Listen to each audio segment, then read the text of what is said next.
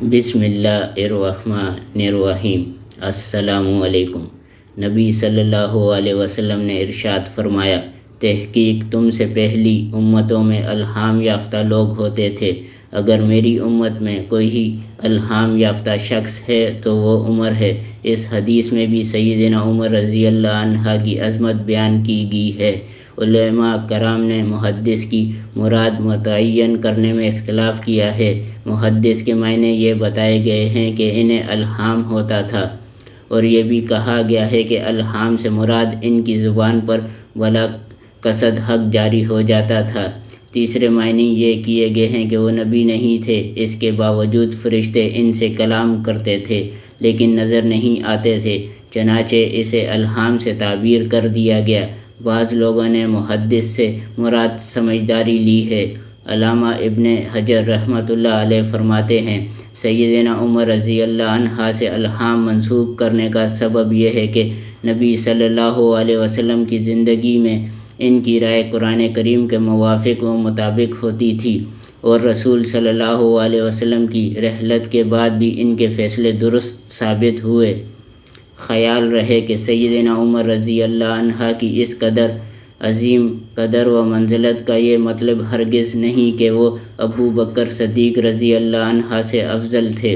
علامہ ابن قیم رحمۃ اللہ علیہ فرماتے ہیں، آپ اس حدیث رسول صلی اللہ علیہ وسلم کے پیش نظر اس مغالطے میں نہ رہیں کہ وہ ابو بکر صدیق سے افضل تھے، بلکہ یہ تو ابو بکر صدیق رضی اللہ عنہ کی عظمت کی اعلیٰ ترین دلیل ہے کہ وہ نبی کے اتنے قریب ہیں اور ان سے اس قدر فیض یاب تھے کہ ان کے لیے کسی علیحدہ فرمان کی ضرورت ہی نہ تھی۔ انہوں نے چراغ نبوت سے روشنی حاصل کی اور اس قدر منور اور ممتاز ہو گئے کہ تمام صحابہ سے افضل قرار پائے۔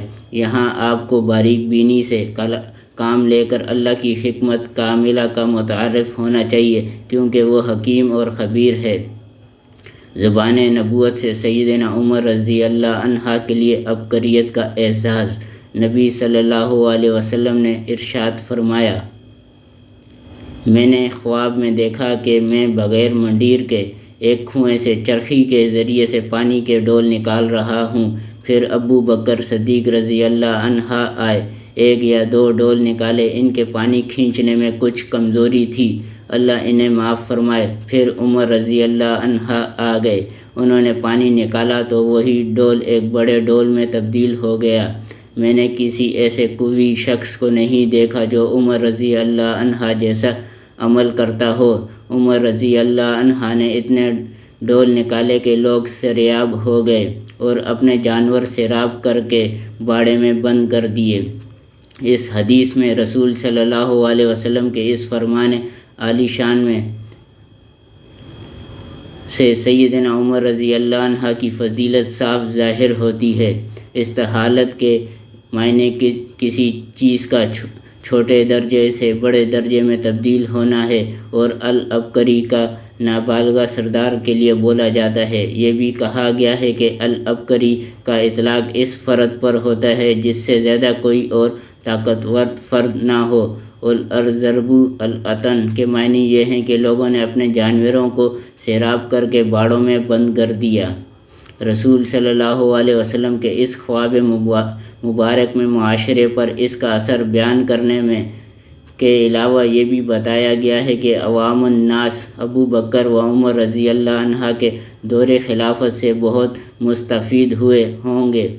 سیدنا ابو بکر صدیق رضی اللہ عنہ کے دور میں مرتدین سے جہاد ہوا، ان کا قطع کما ہوا۔ حضرت ابو بکر صدیق رضی اللہ عنہ کی خلافت کی مدت بہت تھوڑی تھی، اس کے باوجود اسلام اکناف عالم میں پھیل گیا۔ ان کی مدت خلافت صرف 2 سال اور چند مہینے تھی، اللہ تعالیٰ نے اسی میں برکت ڈال دی، اس سے مسلمانوں کو بہت فائدہ ہوا۔ سیدنا ابو بکر صدیق رضی اللہ عنہ کی وفات کے بعد سیدنا عمر رضی اللہ عنہ خلیفہ بنے تو اسلامی حدود میں بڑی وسعت ہوئی اور ایسے جدید اور مفید قوانین بنے جو پہلے کبھی نہ بنے تھے۔ اس دور خلافت میں لوگ آسودہ حال ہوئے۔ آپ کی خلافت طویل ہونے کے سبب بہت سے نئے شہر بسائے گئے، سرکاری ادارے قائم ہوئے، فتوحات اور اموال غنیمت حاصل ہوئی۔ نبی صلی اللہ علیہ وسلم کے ارشاد گرامی کے معنی یہ ہیں کہ میں نے اس جیسا کوئی سردار اور پیش رو نہیں دیکھا جو اتنی محنت کرتا ہو اور اس میں اتنی کاٹ ہو۔ اسی طرح فرمان رسول صلی اللہ علیہ وسلم کے معنی قاضی ایاز یہ بیان فرماتے ہیں کہ اس جملے میں صرف سیدنا عمر رضی اللہ عنہ کی خلافت کا تذکرہ ہے۔ یہ بھی کہا گیا ہے کہ ان الفاظ میں ابو بکر صدیق اور عمر رضی اللہ عنہ دونوں کی خلافت کا تذکرہ ہے، اور اس جملے کا تعلق دونوں حضرات سے ہے، کیونکہ ان دونوں خلفاء کی حسن تدبیر، ذہانت اور مسلمانوں کی خیر خواہی کا نتیجہ تھا کہ یہ معاملہ پایہ تکمیل کو پہنچا۔